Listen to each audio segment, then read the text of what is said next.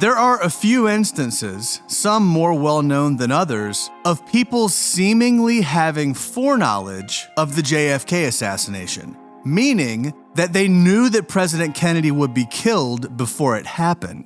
As we look at these cases, the big questions are whether the alleged foreknowledge was specific and whether the claims by the person having that information are credible. One recently declassified document hinted at such foreknowledge. It was a letter from CIA counterintelligence chief James Angleton to FBI Director J. Edgar Hoover. This memo says that an anonymous caller to a Cambridge, England newspaper said that the reporter should, quote, call the American embassy in London for some big news. The caller then hung up. What's notable about this call is that it was 25 minutes before President Kennedy was killed in Dallas. And while the call wasn't specifically about President Kennedy, the timing of it was close enough to make that inference. In this episode, we look at 6 more instances of reported foreknowledge of the murder of President Kennedy. We'll look at statements from Joseph Milteer, Eugene Dinkin, David Christensen, William Walter, Rose Cherami, and Richard Case Nagell. In Dallas, Texas, 3 shots were fired at President Kennedy's motorcade in downtown Dallas. The first reports say that President Kennedy has been seriously wounded by this shooting. The flash, apparently official, President Kennedy died at 1 p.m. Central Standard Time.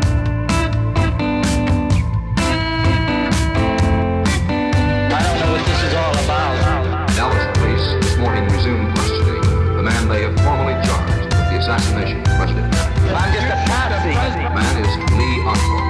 Was Oswald acting alone, or was he a member of a conspiracy? The commission answers he acted alone.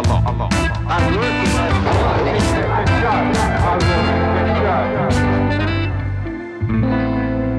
I'm just a patsy.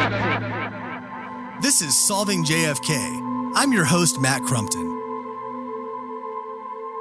First, there's the infamous tape recording of racist right-winger Joseph Milteer.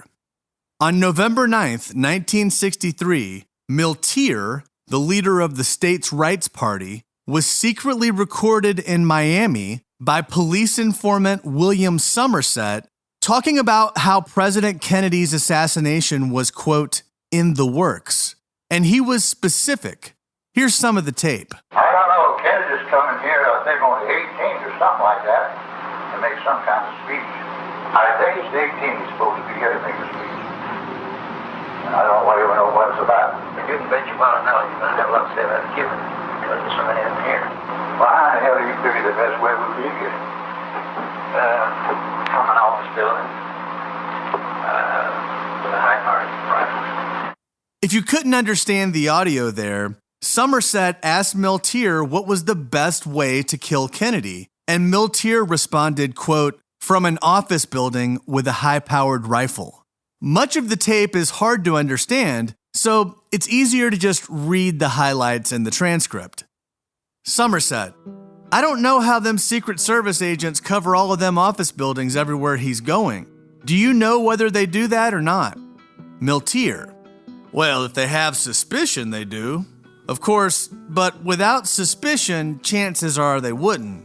Milteer later said, quote, hell, they'll pick up somebody within hours after, if anything like that would happen, just to throw the public off.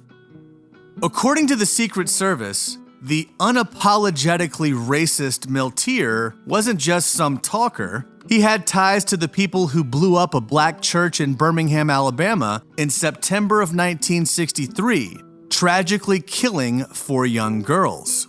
The Miami Secret Service sent a copy of this Milteer tape to Robert Bauch, the head of the Protective Research Section of the Secret Service. Bauch then asked the Miami field office to look into it. This resulted in reports going out to 5 Secret Service field offices, but the report about this tape where Milteer discusses killing President Kennedy from an office building with a high-powered rifle, never actually made its way to the people who planned the motorcade in Dallas because it was never sent to the Dallas Secret Service office.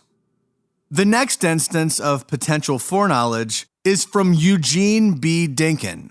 U.S. Army Private First Class Dinkin was serving in Metz, France when he went AWOL on November 4th, 1963.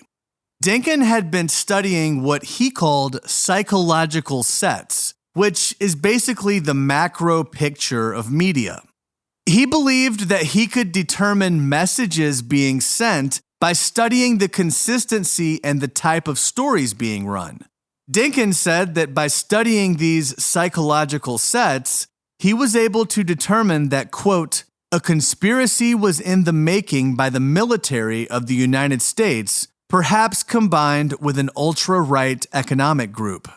Dinkin believed that Kennedy would be assassinated on November 28th by, quote, a communist or a Negro.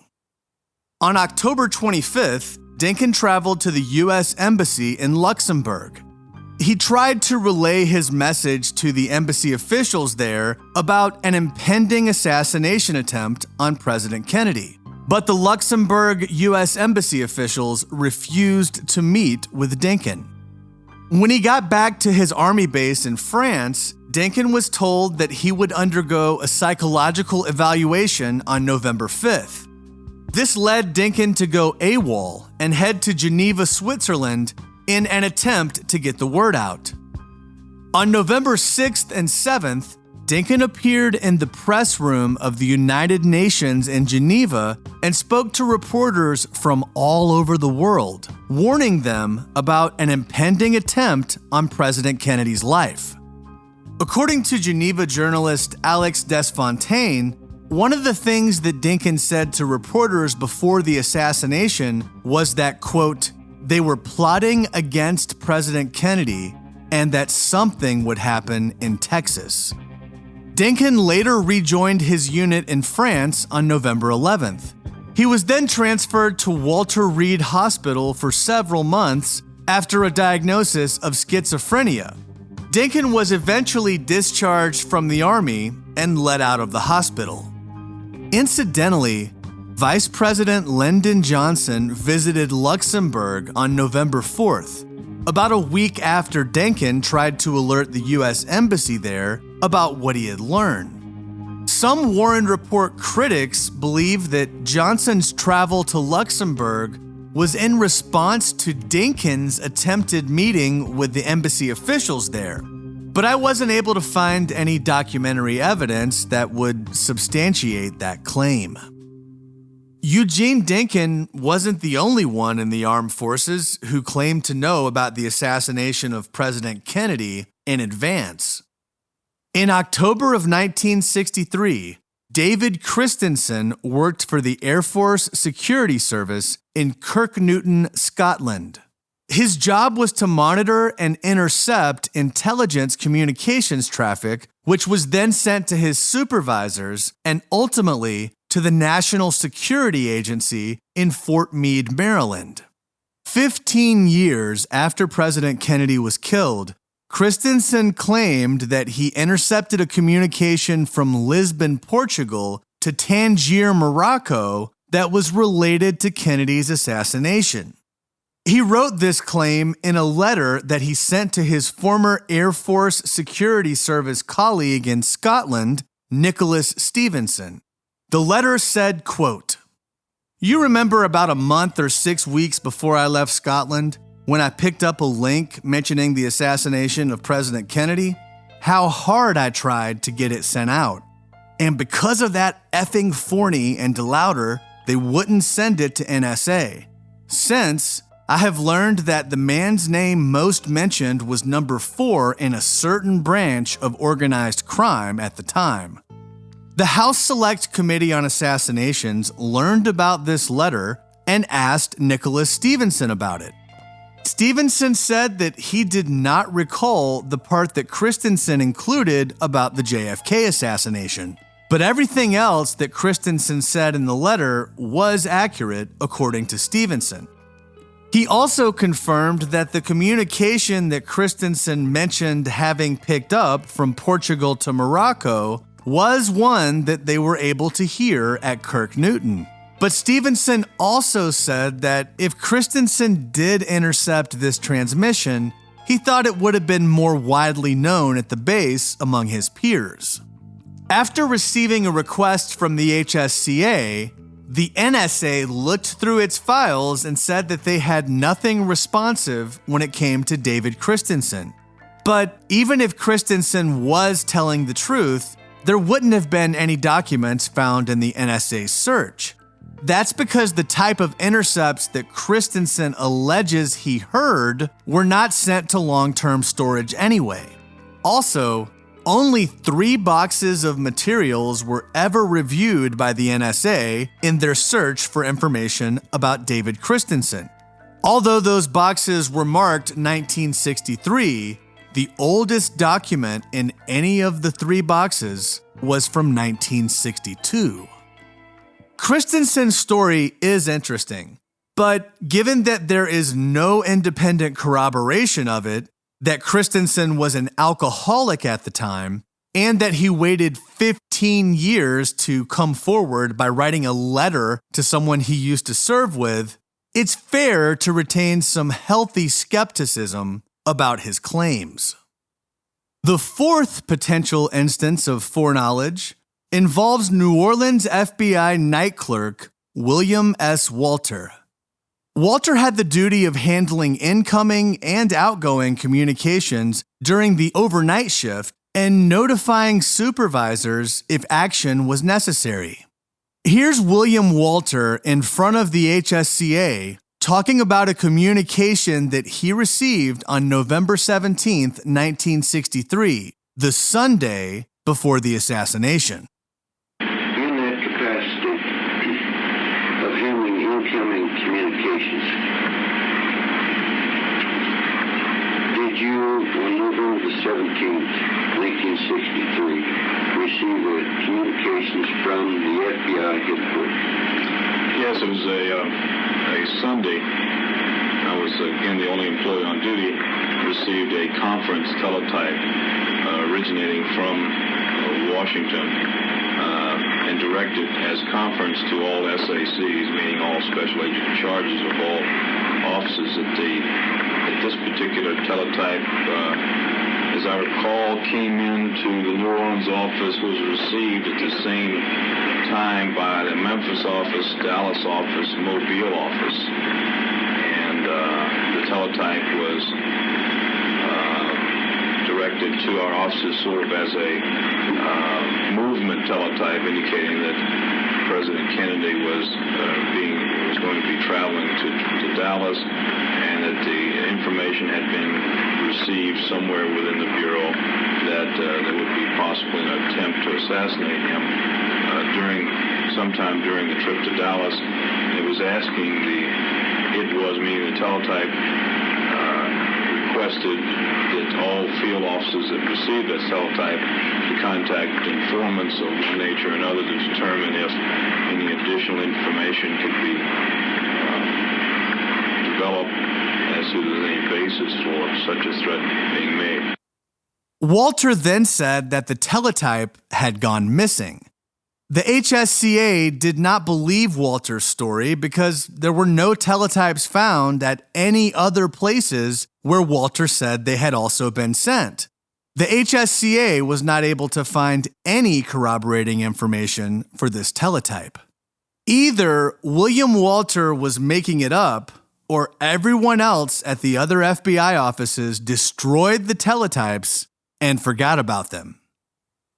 In the late evening hours of Tuesday, November 19th, 1963, just days before President Kennedy would be assassinated, a woman got into an argument with 2 men at a roadside bar in Eunice, Louisiana, called the Silver Slipper Lounge. After the men left her at the bar, the woman, who was later identified as Rose Cherami, began to hitchhike down the highway but was struck by a car not far from the Silver Slipper. After being rushed to the hospital by the man who hit her, Cherami was found to have no major injuries. But the hospital called Lieutenant Francis Fruge of the Louisiana State Police because Cherami was clearly on drugs. After Fruge brought Cherami to the jail, she freaked out and took all of her clothes off in the cell, which led to Fruge taking Cherami in an ambulance to the East Louisiana State Hospital, the same mental institution in Jackson where Oswald had apparently applied for a job. After being sedated by a doctor, Cherami was able to speak to Fruge, even though she was going through heroin withdrawals at the time. The 2-hour car ride from Eunice to Jackson was in the early morning hours of Thursday, November 21st. During that trip, Fruge says that Cherami told him, quote, "We're going to kill President Kennedy in a few days." She also talked about traveling with 2 guys, but Fruge did not take her seriously because she was sedated and she was acting wildly. On the Monday after the assassination, Fruge returned to the hospital to visit Cherami and follow up about what she had said. Here's what Fruge said Cherami told him when he spoke to the HSCA. Quote, "She was coming from Miami with 2 men who were either Cubans or Italians, and she was going to Dallas, then Houston. The men were going to kill Kennedy, and she was going to check into the Rice Hotel, where reservations were already made for her, and pick up 10 kilos of heroin from a seaman who was coming into Galveston." Fruge forgot the seaman's name, but he said that Customs should have it. She was to pick up the money for the dope from a man who was holding her baby. She would then take the dope to Mexico. After hearing her story, Fruge relayed the information to Colonel Morgan of the state police, as well as the head of the state police, Colonel Burbank. Burbank told Fruge to look into Cherami's story. Then, Fruge contacted Nathan Durham, the chief customs agent in Port Arthur, Texas. Durham called back 30 minutes later and confirmed that there was a ship that was coming into Galveston under the same name that Cherami had said. And on that ship, there was a seaman matching the name of Cherami's contact. U.S. Customs checked the Rice Hotel, and there was a reservation for Cherami, just like she said there would be. Cherami, Colonel Morgan, Fruge, and a state police pilot then flew to Houston in an effort to arrest the seaman with the dope. The operation to get the drugs was ultimately thwarted when the seaman was able to lose the customs agent who was following him. It isn't clear what happened to Cherami's baby, assuming there was a baby. Fruge said that he saw baby clothes and shoes in one of the boxes that Cherami was carrying with her. Fruge's claim about Cherami's foreknowledge is somewhat supported by Dr. Victor Weiss from East Hospital. Dr. Weiss confirmed to Garrison investigators that he had treated Cherami and that she said President Kennedy would be killed in Dallas. Dr. Weiss said that Cherami didn't know about a specific plot, but that, quote, "word in the underworld was that Kennedy would be assassinated."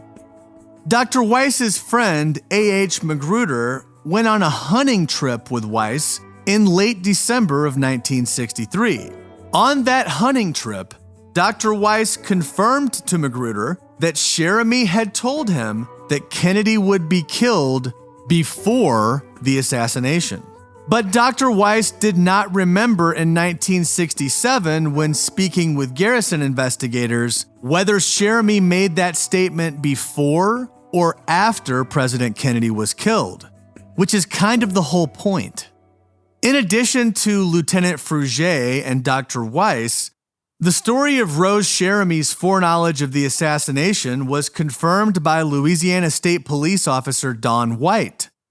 Dr. Wayne Owen, who at the time was an intern at the hospital, later told the Madison Capital Times that he and other interns were told about the plot to kill President Kennedy in advance of the assassination. When asked by the HSCA, U.S. Customs did not deny Fruge's story, but the agents were not able to locate any of the documents that were related to the attempt to thwart the drug deal using Cherami's information. All of the agents who were working at the time no longer worked for U.S. Customs. It's clear that Fruge's 1978 testimony to the HSCA is central to whether or not Cherami actually had foreknowledge. Warren Report defenders argue that Fruge's HSCA testimony should be disregarded because he failed to raise the issue in two documents that were connected with Jim Garrison's 1967 investigation. In a March 13, 1967 memo from investigator Frank Meloche to Garrison, Meloche doesn't say anything about Fruge's foreknowledge of the assassination through Cherami. But that error could easily be on the part of the memo drafter, Meloche, since a lot of information was being conveyed, including that Ruby and Oswald knew one another, that Cherami had seen them in a club together, and that Ruby and Oswald were, quote, bed partners. Ultimately, if Fruge heard from Cherami about the assassination in advance, we would expect that information to be included in this memo. In an April 4th, 1967 memo from Fruge to Garrison, Fruge fails to address the point of Cherami's alleged foreknowledge, but he does say, quote, "Other statements made by subject relative to your inquiry are hearsay but are available upon your request." This disclaimer about hearsay at the end of the memo does seem to potentially address Fruge not including Cherami's sensational statement. This memo mostly deals with the details of how and when Cherami died, so we wouldn't necessarily expect to hear much about the other information in this memo. But on the other hand, Fruge did include this tidbit, quote, "Cherami was in custody from November 21st, 1963 through November 28th, 1963, and that she once worked for Jack Ruby as a stripper, which was verified, and that Ruby and Lee Harvey Oswald were definitely associated and known to be, as she stated, bed partners.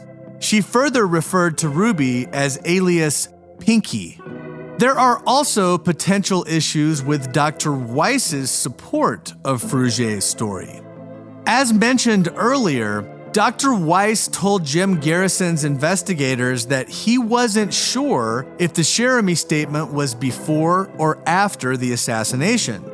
And probably the most damning thing to Dr. Weiss's credibility is that he claimed to the HSCA that he first met Cherami on November 25th through Dr. Bowers, who relayed the story about Cherami having the assassination foreknowledge. But Dr. Bowers has expressly denied the story and says that he never even treated Rose Cherami. Warren Report critic James D. Eugenio claims that Dr. Weiss was lying about Dr. Bowers telling him about Cherami because Dr. Weiss was scared and he didn't want to be involved in the case.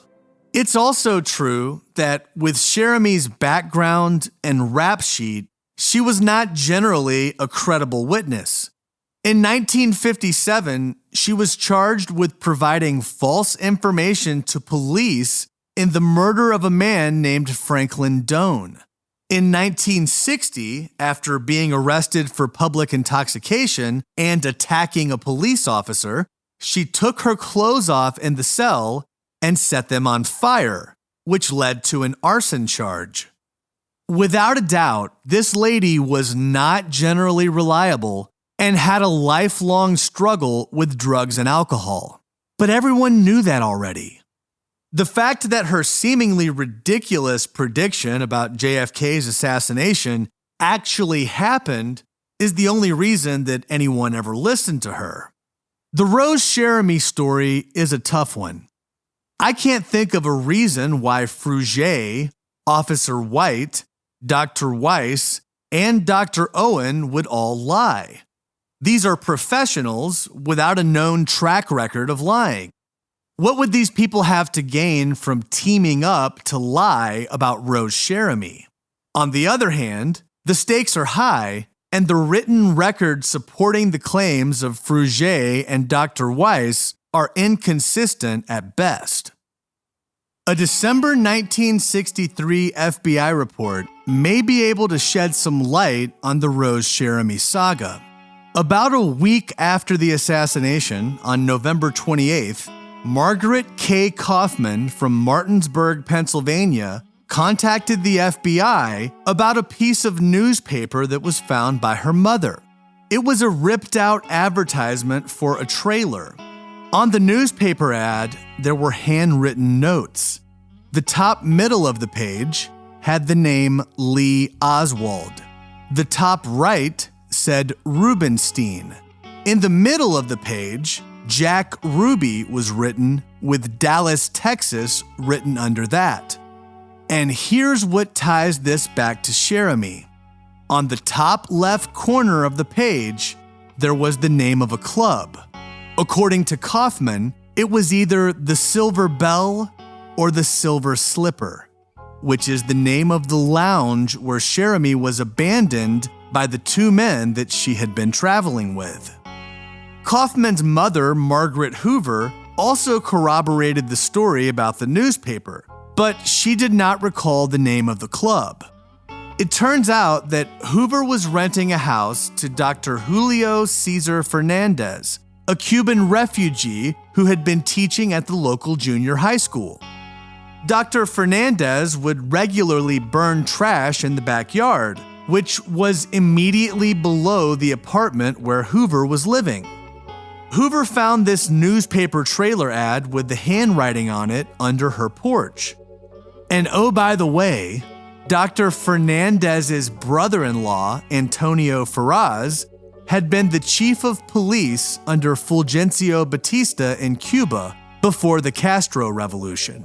But Kaufman's husband told the FBI that his wife was influenced by her mother, Margaret Hoover, and was probably just going along with this story to make her mom happy. The biggest argument against Hoover's claim is that she did not have the physical copy of the newspaper at the time she contacted the FBI. The allegation by Warren Report defenders is that Kaufman and her mom participated in a hoax and made up this story after Oswald and Ruby were already household names. But there's no possible way that Kaufman could have known about Rose Cherami and the Silver Slipper at the time that she spoke to the FBI. Of course, the Silver Slipper was just the place where these two guys left Rose Cherami. It's not central to the assassination, and coincidences are possible. This would be a big one. Finally, we come to the story of Richard Case Nagell, who was either one of the most important witnesses to the backstory of the JFK assassination, or he was a truly crazy guy who somehow got his hands on some items that are hard to explain.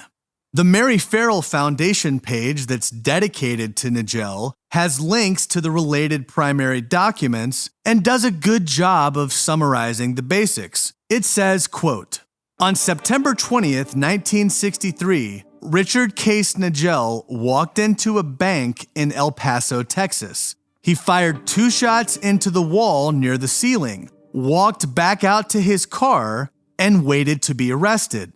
Subsequently, Nagell would claim that he was a double or triple agent of the United States and the KGB, that he knew Lee Harvey Oswald and was monitoring the JFK assassination plot, which involved Cuban exiles, and that he had been ordered to kill Oswald to prevent the plot from being carried out. He also maintained that he had sent a registered letter to FBI Director Hoover warning him of the plot. Nagell said that he shot into the wall at the bank so that he would be arrested and not have to go through with killing Oswald or being killed because he refused to. Nagell's story, if he's telling the truth, is extremely rich and complex. What's being covered here is just the tip of the iceberg, and we may revisit Nagell again in Season 3. But for now, we need to find out if his account of foreknowledge is credible. There are some reasons to have healthy skepticism of Nagell's story. He was in 2 plane crashes where everyone else on board the planes died, but Nagell survived both of them because of his parachuting skills that he learned in the Army. In the second crash, which was in November of 1954, he suffered serious head injuries. Nagell's behavior became erratic after his head injury. There are several instances where different medical professionals are on the record saying that Nagell was mentally ill and should be hospitalized. After his wife filed for divorce in 1958, Nagell claimed that she had shot him in the chest, but the doctor who treated him said that Nagell's gunshot wound was self-inflicted. A June 1968 CIA document says that Nagell's mother, brother, ex-wife, and friend all, quote, considered him to be mentally disturbed. Also, Nagell flat out said in a court filing to appeal his bank robbery conviction, quote, "My whole purpose in entering the bank in El Paso was for the purpose of obtaining psychiatric help and treatment, and not for the purpose of actually robbing the bank." Of course, Nagell was trying to get out of jail at the time, so he may have just been saying what he thought he needed to say. When I was researching Richard Case Nagell's story, my immediate thought was to look for the first statement that he made that specifically mentioned the JFK assassination. But the lack of any specific statements in the record before November 22nd does not bode well for Nagell's credibility. His court-appointed attorney, Fred Morton, said that Nagell never mentioned anything about the assassination to him and that he didn't learn about that claim until years later. On the other hand, Nagell was cryptic about his reasons for shooting into the wall at the El Paso bank. Before the assassination, he told a U.S. District Court, quote, "I had a motive for doing what I did, but my motive was not to hold up the bank. I do not intend to disclose my motive at this time." We just laid out a lot of good reasons to discount Nagell's story. Basically, he's crazy, and he didn't make any specific warnings about the assassination that we have a record for today. But the problem with just writing off Nagell is that there is some evidence that he was credible. Specifically, Nagell had the names of active intelligence assets written in his notebook when he was arrested. The director of security for the CIA wrote to the FBI on April 7th, 1964, listing these names and then telling the FBI, quote, "It would be appreciated if your bureau would advise this agency of any information brought to your attention concerning how the above names came into possession of Nagell." Additionally, Nagell's notebook had the same unlisted phone number for the Cuban embassy in Mexico City that Oswald had in his notebook. Nagell also verified that a CIA agent in Mexico City was undercover as established by another CIA agent. And perhaps most notably, when Nagell was arrested at the bank, he had a near duplicate of Oswald's Uniform Services Identification and Privileges card. But the card Nagell had said Alex J. Hidell, with Oswald's photo. This document is not available in the Warren Commission volumes, but it is in the photo section of Dick Russell's book about Richard Case Nagell. When the Assassination Records Review Board was convened in the 1990s, they sent Nagell a letter asking to interview him. The ARRB was then informed that Nagell had died the day after the letter was sent to him by the ARRB. The coroner said that he died of a heart attack. According to Nagell biographer Dick Russell, Nagell told his niece about a purple trunk that he had with key evidence about the JFK assassination. After Nagell's death, his son Robert found the address of a Tucson, Arizona storage unit and traveled there to retrieve the contents. Robert Nagell arrived to the storage unit to find that the purple trunk was missing. And when Robert returned home to California, his house had been broken into and ransacked. Robert told researcher Richard Booth via email in late 1997 or early 1998 that immediately after his father died, a man and a woman who said that they were with the State Department came to his house and asked to look in his dad's study. The man and the woman said that they were there to investigate North Korean counterfeit notes. When it comes to Richard Case Nagell, we have to come to terms with two things being true at the same time. Nagell was mentally unstable, and he was not a reliable witness. But Nagell wasn't just some random crazy person. Given the evidence that we just discussed, he very well may have been what he says he was, a CIA asset. But the challenge is finding out what things Nagell said were true and what things were made up. I wish I had a definitive answer for that, but I don't. Next time on Solving JFK, we come back to Mexico City for a recap and rebuttals episode, and we hear from Dr. John Newman on the subject. After that, we'll have another recap and rebuttals for episodes 56 through 59 before wrapping up Season 2 with the conclusion episode. If you heard anything that you believe is out of context, or if you have additional information to offer, you can let us know at solvingjfkpodcast@gmail.com. Please provide citations to the record for any fact that you're relying on.